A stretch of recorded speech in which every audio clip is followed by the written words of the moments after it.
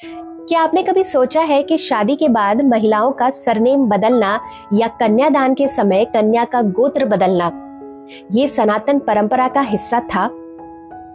ये बहुत सुंदर और गहरा प्रश्न है, क्योंकि इसका उत्तर सिर्फ परंपरा नहीं बल्कि वैदिक भावना और सामाजिक सुरक्षा की गहरी व्यवस्था से जुड़ा है। पहले जानते हैं कि गोत्र क्या होता है। गोत्र का मतलब होता है वंश की पहचान जो किसी ऋषि से जुड़ी होती है, जैसे भारद्वाज गोत्र, कश्यप गोत्र, वशिष्ठ गोत्र आदि। हर व्यक्ति का गोत्र बताता है कि उसका आनुवंशिक वंश किस ऋषि से शुरू हुआ। इसीलिए कहा गया कि समान गोत्र में विवाह वर्जित है, ताकि एक ही आनुवंशिक रेखा में विवाह ना हो। अब सवाल है कि विवाह के समय गोत्र परिवर्तन क्यों होता है? जब कन्या विवाह करती है वह पितृकुल से पति कुल में जाती है। इसलिए विवाह संस्कार में पुरोहित घोषणा करते हैं कि अमुक गोत्र जाया कन्या अब अमुक गोत्र की पत्नी बनी। लेकिन इसका अर्थ ये नहीं कि उसकी जैविक वंशावली बदल गई। यह प्रतीकात्मक परिवर्तन है कि अब वह पति के कुल की धार्मिक अनुष्ठानिक सदस्य बन गई है।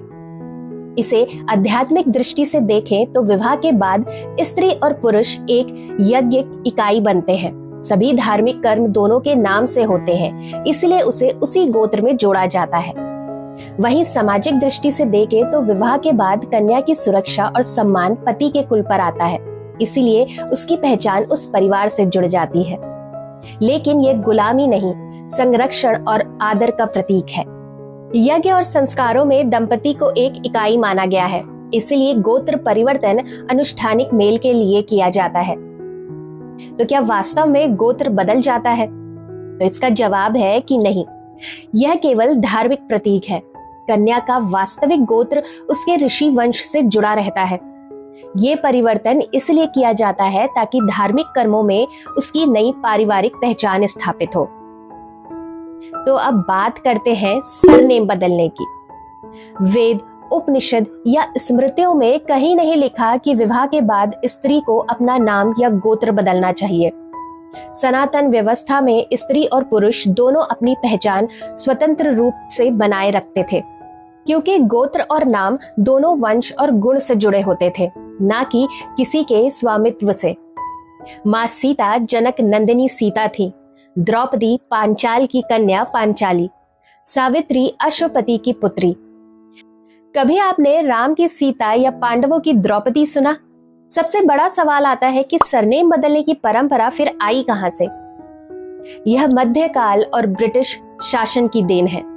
ब्रिटिश प्रशासन में पैट्रियार्कल आइडेंटिटी लागू की गई, जहां पत्नी को पति के नाम और सरनेम से जोड़ा गया। यूरोप में यह पहले से प्रचलित था। स्त्रियां शादी के बाद मिसेस और पति का नाम कहलाती थी, और वही प्रणाली भारत के कानूनी दस्तावेजों में भी लाई गई। मनुस्मृति की पंक्ति, जिसका मतलब लोगों ने गलत तरीके से समझा, कि पतिव्रता नारी को पति का अनुसरण करना चाहिए। इसका अर्थ नाम बदलना नहीं, बल्कि जीवन और धर्म में आध्यात्मिक एकता का प्रतीक था। देवी पार्वती, लक्ष्मी, सरस्वती सभी की अपनी पहचान, स्वरूप और साधना है। उन्हें कभी सिर्फ पत्नी कहकर सीमित नहीं किया गया। सनातन में स्त्री की पहचान उसके ज्ञान, गुण और कर्म से थी, ना कि पति के नाम से। माँ पार्वती को सिर्फ शिव पत्नी या माँ लक्ष्मी को सिर्फ विष्णु पत्नी कहकर सीमित नहीं किया गया। इस बारे में आपका क्या विचार है? हमें कमेंट करके जरूर बताएं, और वीडियो अच्छी लगी हो तो हमें सब्सक्राइब करें और फेसबुक और इंस्टाग्राम में फॉलो करें।